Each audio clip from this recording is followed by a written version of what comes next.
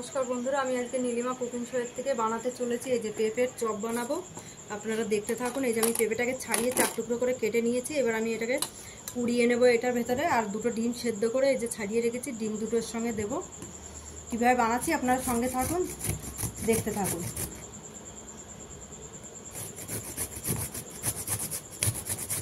এটা নেব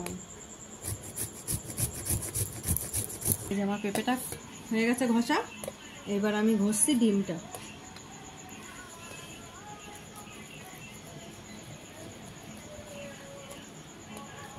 এই যে বন্ধুরা, আমার ডিমটাও এই যে ঘষা হয়ে গেছে। এবার দিয়ে দিচ্ছি ডিমটা পেঁপের মধ্যে।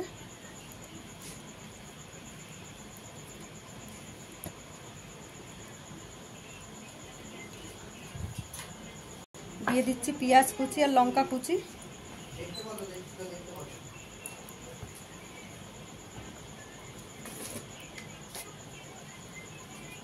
দিয়ে দিচ্ছি পরিমাণ মতো নুন।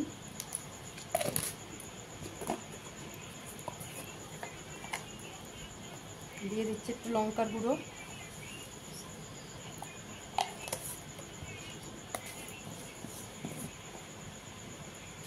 দিয়ে দিচ্ছি 2 চামচ জিরা ধনের গুঁড়ো।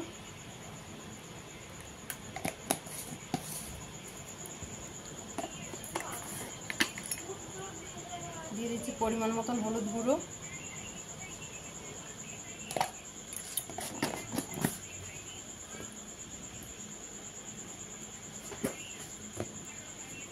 দিয়ে দিচ্ছি 2 চামচ মতন কর্নফ্লাওয়ার।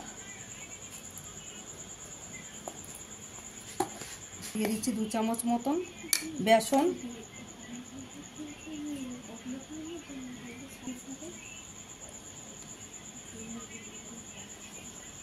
এবার এটাকে মাখছি। আমি জল দেব পরিমাণ মতন। আগে দেখছি কতটা জল লাগবে। পেঁপেতে একটা রস আছে, ওই জন্য অল্প করে জল দিতে হবে।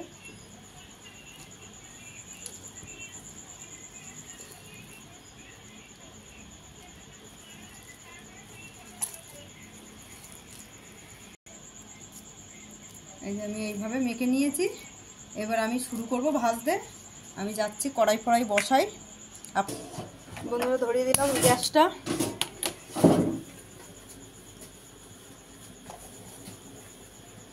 এবার দিয়ে দিচ্ছি পরিমাণ মতন তেলটা।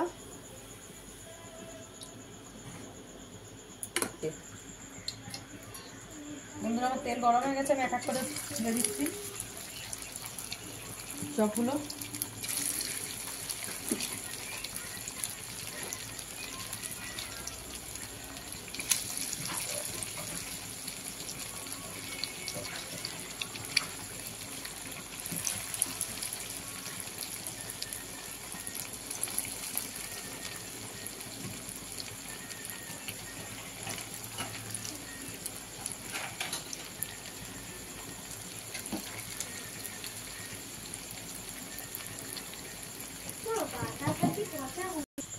দেখুন বন্ধুরা, ভাজা হয়ে গেছে। এবার আমি তুলে দেব। এরকম ভাবে ভাজা হবে, দেখুন।